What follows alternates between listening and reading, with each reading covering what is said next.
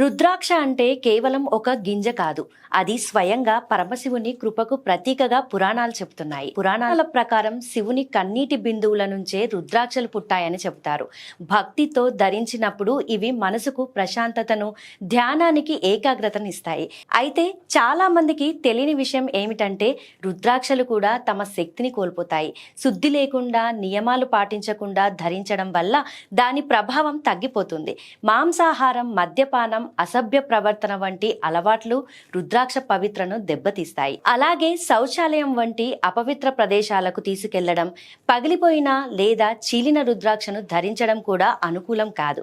నిజమైన ఫలితం పొందాలంటే భక్తి శ్రద్ధతోనే ధరించాలి.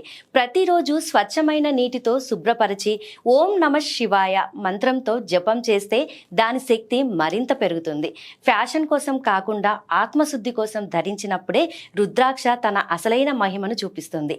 అటువంటి సమయంలోనే జీవితాన్ని మార్చే దైవశక్తిగా మారుతుంది.